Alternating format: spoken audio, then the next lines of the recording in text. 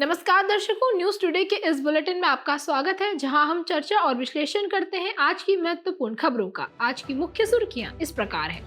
भारत के प्रधानमंत्री संयुक्त राज्य अमेरिका के विल्मिंगटन में आयोजित छठे क्वाड लीडर्स समिट में शामिल हुए। क्वाड ने डिजिटल पब्लिक इंफ्रास्ट्रक्चर (DPI) के विकास और परिनियोजन के सिद्धांत जारी किए। भारत ने इंडो पैसिफिक इकोनॉमिक फ्रेमवर्क के तहत विशेष समझौतों पर हस्ताक्षर किए। केंद्रीय मंत्रिमंडल ने वन्यजीव पर्यावासों का एकीकृत विकास योजना को जारी रखने को मंजूरी दी। NGT ने नैनीताल शहर को वहन क्षमता और पर्यावरणीय संवेदनशीलता के आधार पर वर्गीकृत करने का आदेश दिया। ग्रामीण विकास मंत्रालय ने नेशनल कॉन्क्लेव ऑन जेंडर मेनस्ट्रीमिंग की मेजबानी की। चलिए अब खबरों की चर्चा विस्तार से करते हैं और सबसे पहले रुख करते हैं आज की पहली मुख्य खबर की ओर। भारत के प्रधानमंत्री संयुक्त राज्य अमेरिका के विल्मिंगटन में आयोजित छठे क्वाड लीडर्स समिट में शामिल हुए। लीडर्स समिट ने अपने एजेंडा को आगे बढ़ाने के लिए क्वाड विल्मिंगटन घोषणा पत्र को अपनाया। इस दौरान क्वाड सदस्यों ने इस बात को दोहराया कि क्वाड वास्तव में वैश्विक कल्याण के लिए एक शक्ति, फोर्स फॉर ग्लोबल गुड है। सबसे पहले क्वाड्रिलेटरल सिक्योरिटी डायलॉग क्वाड के बारे में विस्तार से जानकारी प्राप्त कर लेते हैं। क्वाड ऑस्ट्रेलिया, भारत, जापान और संयुक्त राज्य अमेरिका के बीच कूटनीतिक साझेदारी है। ये कोई सैन्य गठबंधन नहीं है। ये एक ऐसे खुले, स्थिर और समृद्ध हिंद प्रशांत क्षेत्र का समर्थन करने के लिए प्रतिबद्ध है जो समावेशी एवं लचीला हो। इसके प्रमुख शिखर सम्मेलन की बात करें तो हर साल क्वाड लीडर्स समिट और विदेश मंत्रियों की बैठकें आयोजित की जाती हैं। वहीं आपकी जानकारी के लिए बता दें कि अगला क्वाड लीडर्स समिट 2025 भारत में आयोजित होगा। चलिए इसी के साथ खबर में आगे बढ़ते हैं और विल्मिंगटन घोषणा पत्र के मुख्य बिंदुओं पर एक नजर डालते हैं। पहला है स्वास्थ्य सुरक्षा। क्वाड कैंसर मूनशॉट कार्यक्रम की शुरुआत की गई। ये कार्यक्रम सर्वाइकल कैंसर से निपटने हेतु हिंद प्रशांत क्षेत्र में जीवन की रक्षा आधारित साझेदारी है। दूसरा है गुणवत्तापूर्ण अवसंरचना। Quad ports for the future partnership की घोषणा की गई है। इसके तहत संधारणीय बंदरगाह अवसंरचना विकास की सहायता के लिए क्वाड की सामूहिक विशेषज्ञता का उपयोग किया जाएगा। तीसरा है महत्वपूर्ण और उभरती हुई प्रौद्योगिकियां, यानी critical and emerging technologies. Semiconductor आपूर्ति श्रृंखला आकस्मिकता नेटवर्क सहयोग ज्ञापन की घोषणा की गई है। इसका उद्देश्य क्वाड देशों में सेमीकंडक्टर आपूर्ति श्रृंखलाओं को मजबूत करना है। चौथा है जलवायु और स्वच्छ ऊर्जा। सामूहिक क्वाड प्रयास की घोषणा की गई है। इसका उद्देश्य हिंद प्रशांत क्षेत्र में उच्च दक्षता वाली वहनीय कूलिंग प्रणालियों के निर्माण और उपयोग सहित ऊर्जा दक्षता को बढ़ावा देना है। पांचवा है अंतरिक्ष सहयोग। भारत मॉरिशस में अंतरिक्ष आधारित वेब पोर्टल की स्थापना कर रहा है। ये पोर्टल अंतरिक्ष में स्थित उपग्रहों से चरम मौसम की घटनाओं और जलवायु प्रभाव की निगरानी के लिए ओपन साइंस की अवधारणा का समर्थन करेगा। वहीं समुद्री सुरक्षा पहलों की बात की जाए तो maritime initiative for training in the Indo Pacific मैत्री की घोषणा की गई है। ये 2022 में घोषित समुद्री क्षेत्र जागरूकता के लिए हिंद प्रशांत साझेदारी तथा अन्य क्वाड पहलों के माध्यम से प्रदान किए गए साधनों का अधिकतम उपयोग सुनिश्चित करेगी। 2025 के लिए क्वाड एट सी शिप ऑब्जर्वर मिशन की घोषणा भी की गई है। ये मिशन भागीदार देशों के बीच समन्वय में सुधार करने और समुद्री सुरक्षा को मजबूत करने पर जोर देगा। बढ़ते हैं अगली मुख्य खबर की तरफ। क्वाड ने डिजिटल पब्लिक इंफ्रास्ट्रक्चर (DPI) के विकास और परिनियोजन के सिद्धांत जारी किए। इन सिद्धांतों का मुख्य उद्देश्य है समाजों को बदलना और संयुक्त राष्ट्र के सतत विकास एजेंडा 2030 को प्राप्त करने के लिए डिजिटलीकरण के महत्व को स्वीकार करना। तो सबसे पहले जान लेते हैं कि डिजिटल पब्लिक इंफ्रास्ट्रक्चर यानी DPI आखिर है क्या। DPI एक डिजिटल नेटवर्क है जो देशों को अपने निवासियों को सुरक्षित और दक्षतापूर्ण ढंग से आर्थिक अवसर और सामाजिक सेवाएं उपलब्ध कराने में मदद करता है। इसे आप एक डिजिटल हाईवे के रूप में समझ सकते हैं जो ठीक उसी तरह है जैसे सड़कों का एक भौतिक नेटवर्क लोगों को जोड़ता है और वस्तुओं एवं सेवाओं की एक विशाल श्रृंखला तक पहुंच प्रदान करता है। आपको बता दें, भारत का अपना पहला DPI है इंडिया स्टैक, जो 3 प्रमुख स्तंभों पर आधारित है: आधार नंबर, पेमेंट और डेटा एक्सचेंज। इनका मुख्य उद्देश्य डिजिटल पहचान आधारित सेवाओं का वितरण सुनिश्चित करना है। अब बात करते हैं क्वाड द्वारा जारी डीपीआई के प्रमुख सिद्धांतों की। पहला सिद्धांत है समावेशिता, जिसके तहत आर्थिक, तकनीकी और सामाजिक बाधाओं को दूर करके अंतिम उपयोगकर्ताओं को सशक्त बनाने की बात की गई है। साथ ही एल्गोरिदम में गलत पूर्वाग्रह से बचने पर भी जोर दिया गया है। दूसरा है सहयोग। यह सिद्धांत उपयोगकर्ता केंद्रित समाधान विकसित करने और नवोन्मेषकों को नई सेवाओं विकसित करने की सुविधा देता है। तीसरा सिद्धांत है मॉड्यूलरिटी और एक्सटेंसिबिलिटी। इसमें बिना किसी व्यवधान के परिवर्तनों या संशोधनों को समायोजित करने के लिए एक मॉड्यूलर आर्किटेक्चर निर्मित करने की बात की गई है। इसके अलावा मापनीयता में मांग में किसी भी अप्रत्याशित वृद्धि को आसानी से समायोजित करने के लिए लचीले डिजाइन का उपयोग करना शामिल है। वही संधारणीयता में पर्याप्त वित्त पोषण और तकनीकी सहायता के माध्यम से संधारणीयता सुनिश्चित करने की बात की गई है। अन्य सिद्धांतों में अंतर संचालनीयता, मानवाधिकारों के प्रति सम्मान, शिकायत निवारण, सतत विकास लक्ष्यों SDGs में योगदान, बौद्धिक संपदा अधिकारों की रक्षा, सार्वजनिक लाभ, विश्वास एवं पारदर्शिता के लिए गवर्नेंस, सुरक्षा और गोपनीयता सुनिश्चित करना आदि शामिल है। चलिए अब डिजिटल पब्लिक इंफ्रास्ट्रक्चर यानी DPI को अपनाने के लिए शुरू की गई अन्य वैश्विक पहलों पर भी चर्चा कर लेते हैं। भारत की G20 अध्यक्षता के दौरान कई महत्वपूर्ण घोषणाएं की गई हैं। इसमें वन फ्यूचर अलायंस का गठन प्रमुख है, क्योंकि यह एक स्वैच्छिक पहल है। इसका उद्देश्य निम्न और मध्यम आय वाले देशों में DPI को लागू करने के लिए उनका क्षमता निर्माण करना है। साथ ही ग्लोबल DPI रिपोजिटरी यानी GDPIR पोर्टल की शुरुआत भारत द्वारा की गई है, जो डिजिटल पब्लिक इंफ्रास्ट्रक्चर के साझा करने के लिए एक वैश्विक मंच प्रदान करता है। इसके अलावा सोशल इम्पैक्ट फंड SIF की शुरुआत की गई है।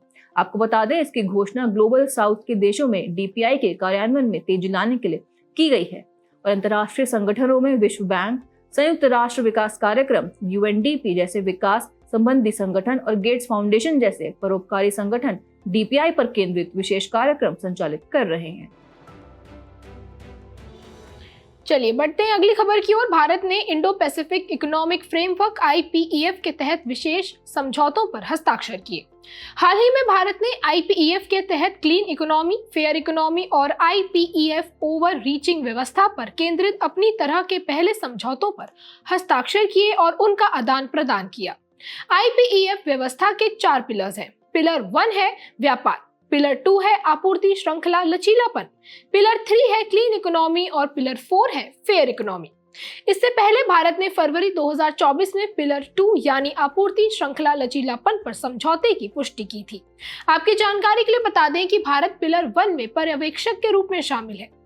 खबर की बेहतर समझ के लिए चलिए सबसे पहले Indo Pacific economic framework IPEF के बारे में समझते हैं।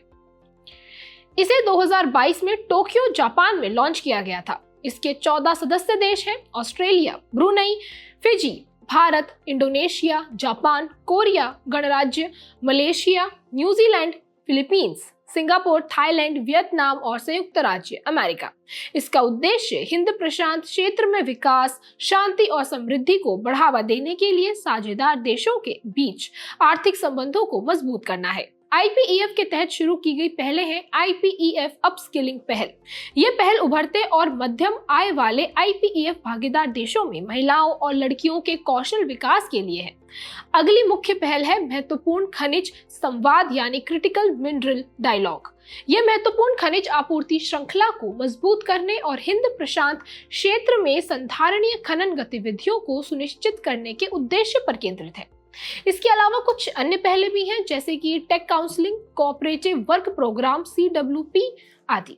IPEF क्लीन इकोनॉमी समझौते की तरफ गौर करें तो ये पिलर 3 का हिस्सा है। इसका उद्देश्य IPEF भागीदारों के बीच ऊर्जा सुरक्षा, जलवायु लचीलेपन और उत्सर्जन में कमी में तेजी लाना है।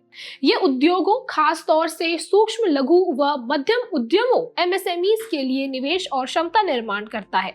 साथ ही इसका उद्देश्य IPEF catalytic capital fund, IPEF accelerator जैसे सहयोगी कार्यक्रमों के माध्यम से भारतीय कंपनियों को वैश्विक मूल्य श्रृंखलाओं में एकीकृत करना भी है। खबर में आगे बढ़ते हैं और पिलर 4 के IPEF फेयर इकोनॉमी समझौते पर चर्चा करते हैं। पहला है पारदर्शी और पूर्वानुमानित व्यापार एवं निवेश व्यवस्था।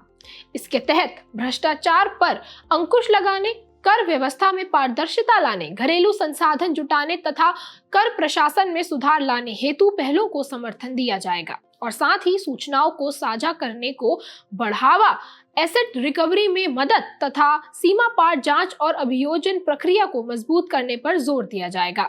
खबर के आखिर में ओवर रीचिंग IPEF समझौते पर एक नजर डालते हैं। इस समझौते का उद्देश्य IPEF से जुड़े अलग अलग समझौतों पर मंत्री स्तरीय लेवल पर उच्च स्तरीय राजनीतिक निगरानी फ्रेमवर्क स्थापित करना है। इसके महत्व की बात की जाए तो ये एक औपचारिक तंत्र के जरिए IPEF समूह को पहचान दिलाता है और IPEF साझेदारी को दीर्घकालिक बनाता है। साथ ही इसमें भारत की आर्थिक उत्पादक क्षमता को बढ़ाने और उसे वैश्विक आपूर्ति श्रृंखलाओं से जोड़ने की भी क्षमता है। बढ़ते हैं अगली मुख्य खबर की तरफ। केंद्रीय मंत्रिमंडल ने वन्यजीव पर्यावासों का एकीकृत विकास योजना को जारी रखने को मंजूरी दी। हाल ही में केंद्रीय मंत्रिमंडल ने 15वें वित्त आयोग की अवधि के लिए वन्यजीव पर्यावासों का एकीकृत विकास IDWH योजना को जारी रखने को मंजूरी दी है। आपको बता दें, IDWH एक केंद्र प्रायोजित योजना है। साथ ही मौजूदा योजना के मौलिक और मुख्य घटकों को मजबूत किया गया है। यह योजना बाघ एवं अन्य वन्यजीव बहुल वनों में विविध विषयगत थीमेटिक क्षेत्रकों में प्रौद्योगिकी को अपनाने को बढ़ावा देती है। सबसे पहले वन्यजीव पर्यावासों का एकीकृत विकास IDWH योजना के बारे में जानते हैं। यह केंद्रीय पर्यावरण मंत्रालय द्वारा शुरू की गई केंद्र प्रायोजित अम्ब्रेला योजना है। इसका उद्देश्य भारत में वन्यजीव पर्यावासों का विकास करना है। इस योजना के घटकों में राष्ट्रीय उद्यान, वन्यजीव अभयारण्य, संरक्षण रिजर्व और सामुदायिक रिजर्व जैसे संरक्षित क्षेत्रों को सहायता प्रदान करना, संरक्षित क्षेत्रों के बाहर वन्यजीवों का संरक्षण सुनिश्चित करना और अत्यधिक संकटग्रस्त प्रजातियों और पर्यावासों को बचाने के लिए पुनर्प्राप्ति कार्यक्रम यानी रिकवरी प्रोग्राम संचालित करना शामिल है। साथ ही प्रजाति पुनर्प्राप्ति कार्यक्रम के अंतर्गत अब तक 22 प्रजातियों की पहचान की जा चुकी है। इसी के साथ अब IDWH के अंतर्गत उपयोजनाएं भी जान लेते हैं। पहली है प्रोजेक्ट टाइगर 1973। इसके तहत बाघ के प्राकृतिक पर्यावास वाले 18 राज्यों के कुल 55 टाइगर रिजर्व शामिल हैं। ये रिजर्व देश के 5 भू परिदृश्यों यानी लैंडस्केप्स में स्थित हैं। ये प्रोजेक्ट देश में महत्वाकांक्षी प्रोजेक्ट चीता का भी समर्थन करता है। वन्यजीव पर्यावासों का विकास भी एक योजना है। इस उपयोजना के अंतर्गत प्रोजेक्ट डॉल्फिन और प्रोजेक्ट लायन को भी कार्यान्वित किया गया है। और आखिरी है प्रोजेक्ट एलिफेंट 1992। इसमें हाथियों, उनके पर्यावासों और गलियारों की रक्षा करना, मानव हाथी संघर्ष से जुड़ी समस्याओं का समाधान करना तथा बंदी हाथियों का कल्याण करना शामिल है। इसे हाथी पर्यावास वाले 22 राज्यों या केंद्र शासित प्रदेशों में कार्यान्वित किया जा रहा है। आपकी जानकारी के लिए आपको बता दें कि वित्त वर्ष 2023-24 में प्रोजेक्ट टाइगर और प्रोजेक्ट एलिफेंट योजनाओं का आपस में विलय कर दिया गया है। अब इसे प्रोजेक्ट टाइगर और एलिफेंट के नाम से जाना जाता है। बढ़ते हैं अगली खबर की ओर। NGT ने नैनीताल शहर को वहन क्षमता और पर्यावरणीय संवेदनशीलता के आधार पर वर्गीकृत करने का आदेश दिया। राष्ट्रीय हरित अधिकरण NGT ने यह आदेश नैनीताल में बड़े पैमाने पर अनऑथोराइज्ड पेड़ों की कटाई के एक केस की सुनवाई करते हुए दिया है। वृक्षों की कटाई से नैनीताल में वन क्षेत्रों को नुकसान पहुंच रहा है और नैनी झील का पुनर्भरण भी प्रभावित हो रहा है। ऐसे में इस आदेश के मुख्य बिंदु क्या थे, चलिए उन पर एक नजर डालते हैं। नैनीताल शहर का पर्यावरणीय परिस्थितियों के आधार पर विकासात्मक या प्रतिबंधित क्षेत्र और विनियमित क्षेत्र में क्लासिफिकेशन किया जाएगा। इसके साथ ही राज्य सरकार को जिले में झीलों के लिए जल ग्रहण क्षेत्र उपचार योजनाओं को लागू करने का निर्देश भी दिया गया है। साथ ही ये भी कहा गया है कि नैनीताल की वहन क्षमता का निर्धारण और मास्टर प्लान का निर्माण भी करना होगा। ये कार्य हाइड्रोलॉजी, सैनिटेशन संबंधी वहन क्षमता, वनस्पति तथा पर्यटन के संबंध में मौजूदा रुझान जैसे कारकों के आधार पर किया जाएगा। ऐसे में ये समझना भी जरूरी है कि आखिर वहन क्षमता यानी कैरिंग कैपेसिटी क्या होती है।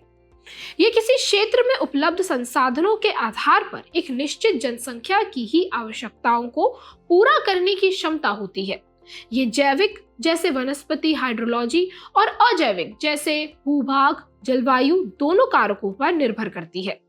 किसी क्षेत्र की वहन क्षमता का आकलन करने के लिए 2 प्रमुख दृष्टिकोण की जरूरत होती है। पहला है ग्रहीय सीमा दृष्टिकोण। इसे वैश्विक तापमान में वृद्धि, भूमि क्षरण, प्रदूषण, जल संकट जैसे पर्यावरणीय संकटों के संदर्भ में लागू किया जाता है। अगला है बायो कैपेसिटी ओवरशूट दृष्टिकोण। यह संधारणीयता संबंधी मापदंड है। यह बताता है कि मनुष्य पृथ्वी की प्राकृतिक प्रणालियों पर किस तरह से दबाव डाल रहे हैं। हर साल कुछ महीनों के अंदर ही हम नेचुरल सिस्टम्स की कुल वार्षिक उत्पादकता का उपभोग कर लेते हैं। जैसे कि अर्थ ओवरशूट डे, यह उस तिथि को चिन्हित करता है जब किसी वर्ष में इकोलॉजिकल रिसोर्सेस और सर्विसेज की मनुष्यों द्वारा मांग उस साल में पृथ्वी द्वारा पुनः उत्पादित किए जा सकने योग्य पारिस्थितिकी संसाधनों और सेवाओं से ज्यादा हो जाती है। वहीं इसके महत्व को देखें तो वहन क्षमता संबंधी आकलन एहतियाती सिद्धांतों यानी प्रिकॉशनरी प्रिंसिपल्स पर आधारित होता है। यह सिद्धांत विकासात्मक गवर्नेंस और विकासात्मक संधारणीयता के बीच टकराव से व्यवहारिक रूप से निपटने का विकल्प भी देता है। वहन क्षमता के आकलन हेतु एहतियाती सिद्धांत है अनिश्चितता की स्थिति में निवारक कार्रवाई करना, विकासात्मक गतिविधियों के समर्थकों पर बर्डन ऑफ प्रूफ, संभावित रूप से हानिकारक कार्यों के विकल्प तलाशना और निर्णय लेने में आमजन या हितधारकों की भागीदारी को बढ़ाना। चलिए अब नजर डालते हैं आज की अंतिम मुख्य खबर पर। ग्रामीण विकास मंत्रालय ने नेशनल कॉन्क्लेव ऑन जेंडर मेनस्ट्रीमिंग की मेजबानी की। ये कॉन्क्लेव DAYNRLM यानी दीनदयाल अंत्योदय योजना राष्ट्रीय ग्रामीण आजीविका मिशन के तहत आयोजित किया गया है। इस महत्वपूर्ण कॉन्क्लेव का फोकस है लैंगिक रूप से संवेदनशील सामुदायिक संस्थाओं यानी GRCIs को और भी मजबूत बनाना। ग्रामीण विकास मंत्रालय के इस प्रमुख कार्यक्रम का उद्देश्य है गरीबी को जड़ से खत्म करना, खासकर महिलाओं के लिए मजबूत संस्थानों का निर्माण करना। DAYNRLM के तहत महिलाओं और लड़कियों के खिलाफ हिंसा को एक बड़ी बाधा के रूप में देखा जाता है, विशेष रूप से उनके व्यक्तिगत और सामाजिक विकास की राह में। इसे खत्म करने की दिशा में उठाए जा रहे कदम वाकई में सराहनीय है। अब बात करते हैं लैंगिक रूप से संवेदनशील सामुदायिक संस्थाओं की, जिन्हें हम GRCIs कहते हैं।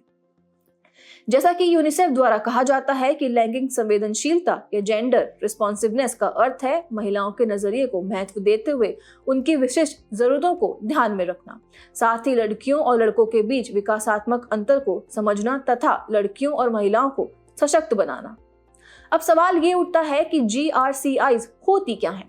आपको बता दें, ये वो सामुदायिक संस्थाएं होती हैं जो लैंगिक नजरिए को ध्यान में रखते हुए नीतियों को बनाती और लागू करती हैं और उनके परिणामों को आकार देती हैं। उदाहरण के तौर पर स्वयं सहायता समूह, ग्राम संगठन, क्लस्टर स्तरीय संघ और महिला नेतृत्व वाले संगठन आदि। इन संस्थाओं की भूमिका सिर्फ नाम से ही नहीं बल्कि असल में भी बेहद महत्वपूर्ण होती है।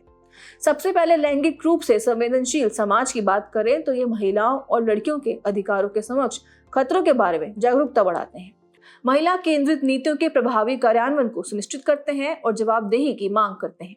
दूसरा है समावेशी विकास। ऐसी संस्थाएं महिलाओं, लड़कियों और हाशिए पर रहने वाले अन्य समूहों को आवश्यक सेवाएं प्रदान करने में महत्वपूर्ण भूमिका निभाती हैं। इसके अलावा संकट के प्रति बेहतर कार्यवाही भी एक अहम भूमिका है। ये संकट के दौरान बेहतर कार्यवाही या उपाय प्रदान कर सकते हैं। ये समुदाय तक पहुंचने में एक महत्वपूर्ण भूमिका निभाते हैं और यह सुनिश्चित करते हैं कि मानवीय सहायता के दौरान किसी को भी पीछे ना छोड़ा जाए। अब बात करते हैं कुछ पहलों और योजनाओं की जो इस दिशा में एक बड़ा कदम साबित हो रही हैं।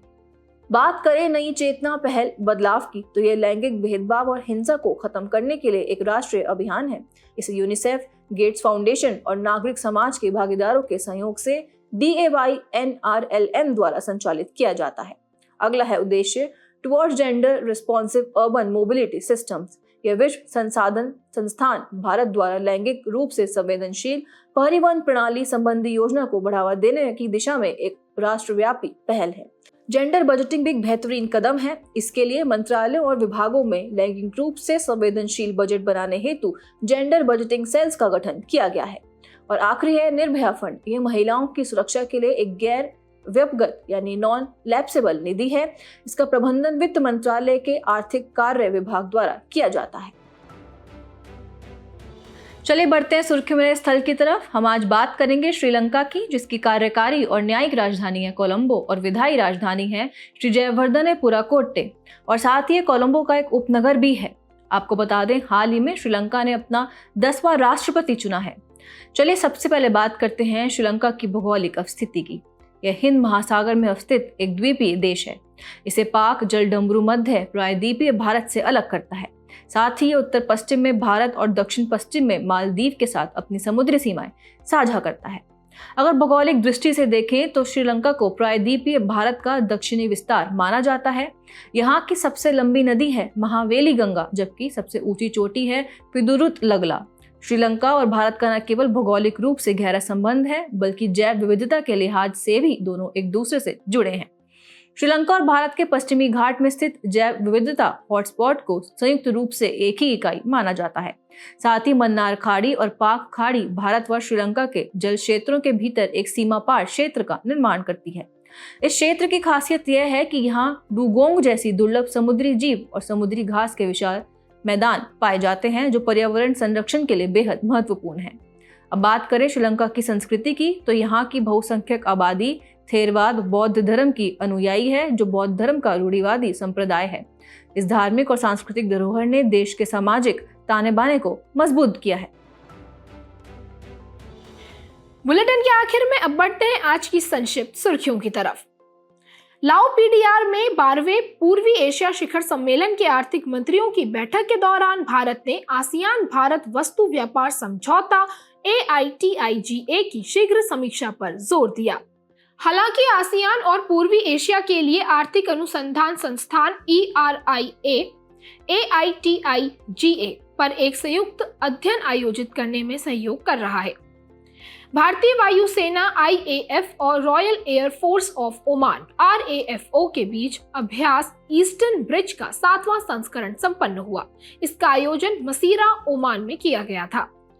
आवासन और शहरी कार्य मंत्रालय के आंकड़ों के अनुसार स्वच्छ भारत मिशन SBM 2.0 की लेगेसी अपशिष्ट प्रबंधन परियोजना के तहत केवल 16% भूमि का ही पुनरुद्धार किया गया है।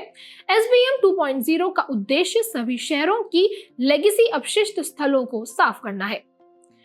शिक्षा मंत्रालय और स्वास्थ्य एवं परिवार कल्याण मंत्रालय ने संयुक्त रूप से सभी राज्यों एवं केंद्र शासित प्रदेशों को सिगरेट और अन्य तंबाकू उत्पाद अधिनियम 2003 के अनुरूप TOFEI मैनुअल का सख्ती से पालन करने हेतु एडवाइजरी जारी की है।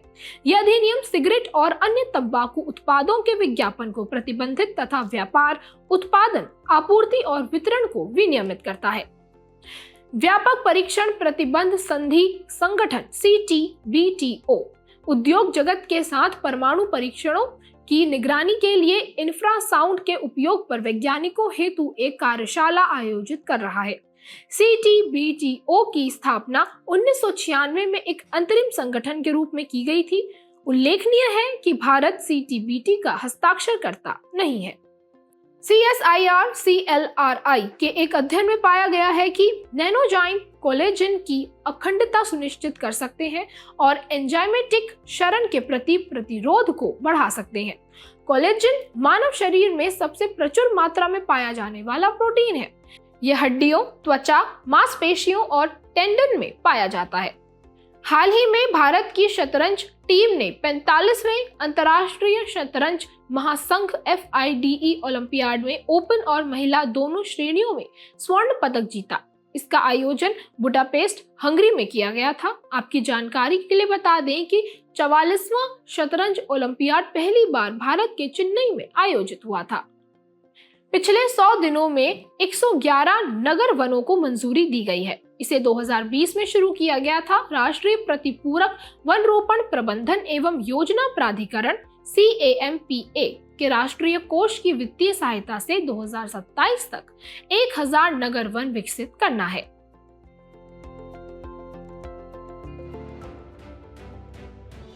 जाने से पहले आपकी समझ की परीक्षा के लिए डालते हैं एक नजर हमारे स्पेशल सेगमेंट प्रश्नोत्तरी पर।